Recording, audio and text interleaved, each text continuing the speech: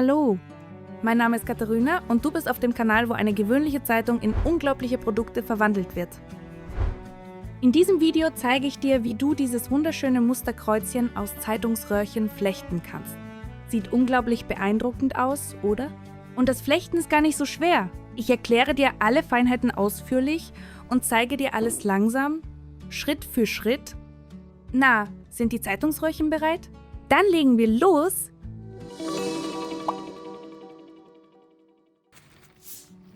Damit das Muster wirklich beeindruckend aussieht, werde ich mit 2 Farben flechten, mit diesem braunen Röhrchen und schwarzen. Auf die Vorbereitung der Röhrchen, wie man sie dreht, färbt und zum Flechten vorbereitet, werde ich in diesem Video nicht ausführlich eingehen. Auf dem Kanal findest du viele ausführliche Tutorials zu jedem Vorbereitungsschritt. Falls du sie noch nicht gesehen hast, habe ich alle Links in der Beschreibung hinterlassen, so findest du sie leichter. In diesem Video werden wir uns ausführlich genau mit diesem wunderschönen Muster beschäftigen. Also, hier ist mein Werkstück. Ich bin bereits beim Flechten der Wände einer quadratischen Box. Das Musterkreuzchen wird mit 3 Arbeitsröhrchen gleichzeitig geflochten. 2 davon bilden die Kreuzchen selbst, sie sind dekorativ. In meinem Fall sind das die schwarzen Röhrchen. Das 3. Arbeitsröhrchen flicht die Hauptreihen im klassischen Muster Cartoon. Bei mir sind das die braunen.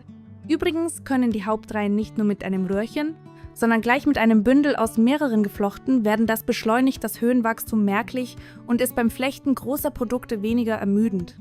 Okay, mit der Theorie sind wir durch. Lass uns die Arbeitsröhrchen ins Flechten einfügen. Wie immer markiere ich den Anfang, ich markiere den Ständer, mit dem ich beginne. Rechts davon, direkt ins Flechten hinein, stecke ich das erste schwarze Arbeitsröhrchen.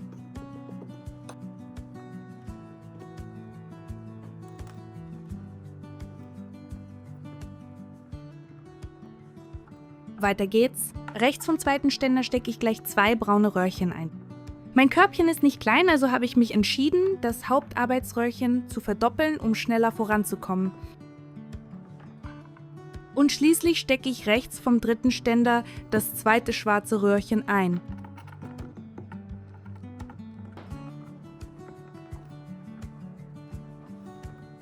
Alle 3 Arbeitsröhrchen sind an ihrem Platz, wir beginnen mit dem Flechten des Musters. Die ersten Windungen sind die ungewohntesten, deshalb zeige ich es so langsam wie möglich. Wir beginnen mit dem braunen Arbeitsröhrchen.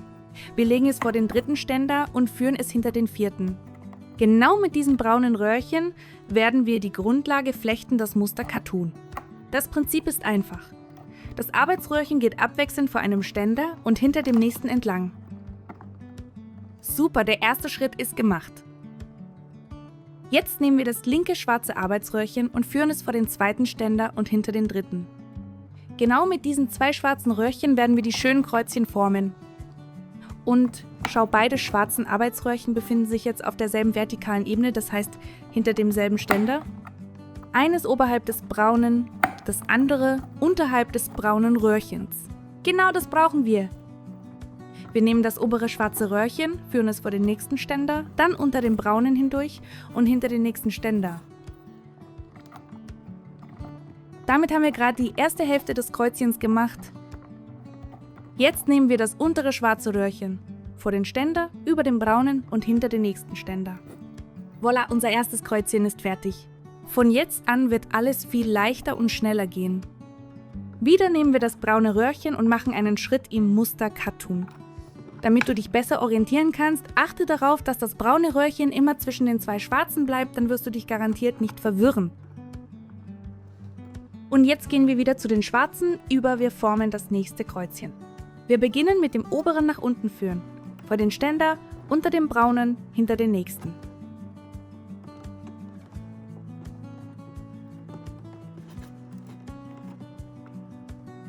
Und das untere schwarze nach oben, vor den Ständer, über dem braunen, hinter den nächsten.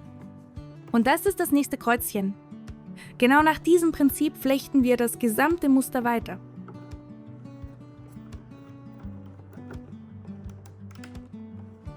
Wenn das Arbeitsröhrchen zu kurz wird, verlängern wir es einfach wie gewohnt. In das neue Röhrchen, in die breite Spitze, geben wir einen Tropfen Universalkleber. Wir spitzen die kurze Spitze des Arbeitsröhrchens zu und stecken die dünne Spitze bis zum Anschlag in die Breite. Und ein kleiner Tipp: Versuche, die Verlängerungsstelle immer hinter einem Ständer zu platzieren. Dann sieht das Körbchen von der Vorderseite so aus, als wäre es aus unendlich langen Röhrchen geflochten. Und alle Verbindungsstellen befinden sich auf der Rückseite ordentlich und unauffällig. Übrigens habe ich alle Feinheiten zur Verlängerung von Zeitungsröhrchen bereits in einem separaten ausführlichen Tutorial behandelt. Falls du es noch nicht gesehen hast, schau unbedingt rein, der Link ist wie immer in der Beschreibung. Im Grunde genommen ist das gesamte Flechtprinzip dieses Musters. Man kann so flechten, wie wir es gerade besprochen haben, einen Schritt im Muster Cartoon mit dem braunen Röhrchen machen. Und danach, beginnend mit dem oberen schwarzen, ein Kreuzchen formen. Aber man kann dieses Muster auch in einer etwas anderen Reihenfolge flechten. Und mir hat ehrlich gesagt die andere Reihenfolge besser gefallen. Ich finde, so geht das Flechten schneller. Ich zeige dir jetzt alles. Schau, wir nehmen das obere schwarze Arbeitsröhrchen und führen es genauso wie zuvor unter dem braunen und gleich hinter den Ständer.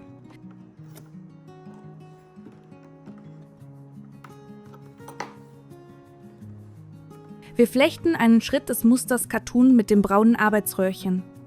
Direkt über dem schwarzen, das in diesem Staffverlauf nach vorne ausgebrochen ist. Wir nehmen unser zurückgebliebenes schwarzes Röhrchen, es ist jetzt ganz links. Wir führen es nach oben und gleich danach, ohne loszulassen, führen wir das obere schwarze nach unten, unter das braune und hinter den Ständer. Jetzt geht es bei uns als erstes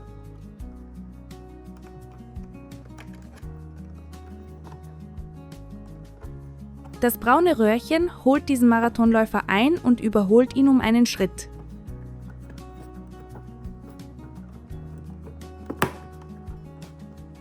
Aber nicht für lange, unser zurückgebliebenes schwarzes Röhrchen übernimmt die Führung und bricht nach vorne aus.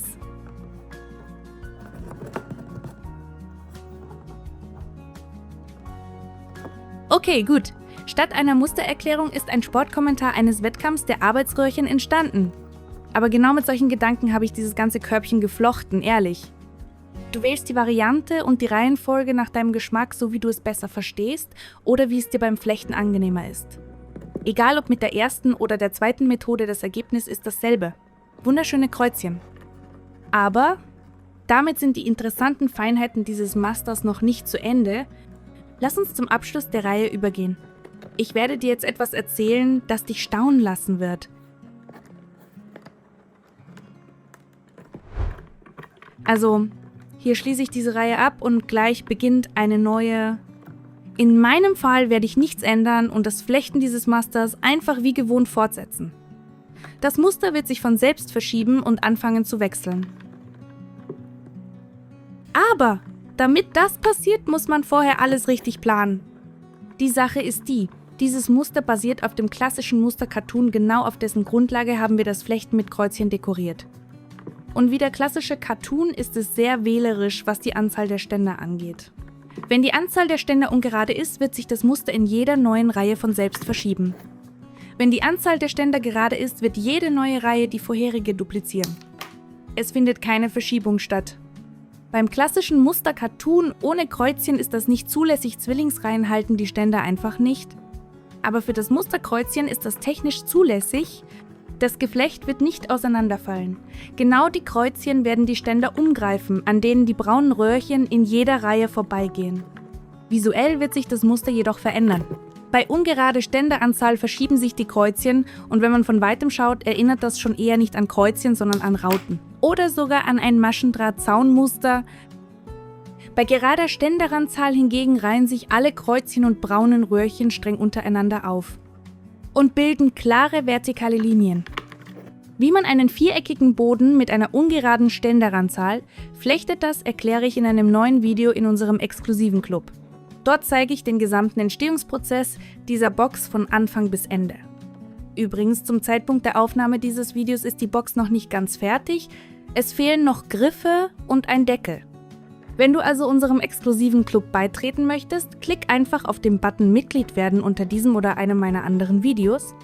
Und wenn du noch nicht so weit bist, dein Like und dein Kommentar helfen dem Kanal ebenfalls sehr zu wachsen und sich weiterzuentwickeln. Und natürlich abonniere den Kanal, falls du das noch nicht getan hast. Vielen Dank an alle für die Unterstützung und die Hilfe bei der Entwicklung des Kanals. Und wir machen weiter. Das Wichtigste und Wesentlichste zum Muster haben wir besprochen. Wir flechten so viele Reihen in diesem Muster, wie wir möchten. Das Einzige, was wir noch nicht besprochen haben, ist, wie man dieses Muster schön abschließt. Wir haben hier eine ganze Handvoll Arbeitsröhrchen und all das muss schön abgeschlossen werden, ohne das Muster zu verschieben und das Körbchen ordentlich zu beenden. Während ich die Wände dieses Körbchens flocht, habe ich die ganze Zeit darüber nachgedacht, wie mache ich das schön und nahtlos? Und das ist, was ich mir ausgedacht habe, vom Musterkreuzchen zum Musterzopf aus 3 Röhrchen übergehen. So ist es einfacher und vom Design her habe ich beschlossen, die Reihen zu wiederholen, die ich an der Basis dieses Korbes geflochten habe. Also, ich habe direkt vor dem markierten Ständer angehalten. Für das Musterzopf aus 3 Arbeitsröhrchen brauchen wir nur 3 Arbeitsröhrchen. Sorry für die Tautologie. Das bedeutet, eines der 4 Röhrchen ist übrig. Außerdem müssen wir uns daran erinnern, wie der Zopf aus 3 geflochten wird. Bei ihm folgt die Anordnung der Röhrchen immer demselben Flechtmuster. Die 3 Arbeitsröhrchen müssen sich rechts von den ersten 3 Ständern befinden. Und übrigens muss ich neben dem Musterwechsel auch noch die Farbe der Röhrchen wechseln. Ich möchte, dass alle Arbeitsröhrchen braun werden. Okay, die Aufgaben sind geklärt, wir legen los. Ich beginne mit dem oberen schwarzen Arbeitsröhrchen. Ich führe es wie die ganze Zeit unter dem braunen und hinter den markierten Ständer. Merken wir uns, man kann die Stelle sogar mit dem Fingernagel markieren, wo das Röhrchen genau hinter dem Ständer sitzt. Genau hier werde ich die Verlängerungsstelle platzieren. Ich schneide die überschüssige Länge ab und verlängere das Röhrchen, aber diesmal mit einem braunen Röhrchen. Die Farbe gewechselt und ich bringe das Röhrchen wieder an seinen Platz, unter dem doppelten braunen Arbeitsröhrchen und hinter den markierten Ständer. Das erste Arbeitsröhrchen ist an seinem Platz rechts vom ersten Ständer. Weiter geht's und hier habe ich gleich 2 braune Arbeitsröhrchen, also muss die Farbe nicht gewechselt werden. Es bleibt nur noch sie zu trennen. Das ist eigentlich ganz einfach. Das untere braune Röhrchen führe ich hinter den zweiten Ständer.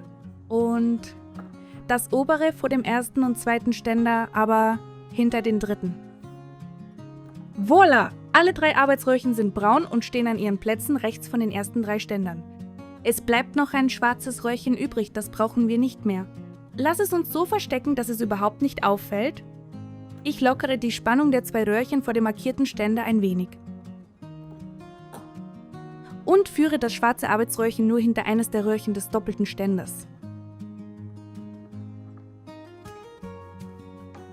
Ich schneide die überschüssige Länge ab.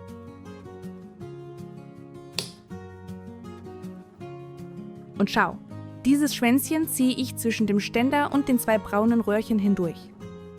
Das Schwänzchen richte ich nach unten, damit es fester zwischen dem Ständer und den Arbeitsröhrchen eingeklemmt wird.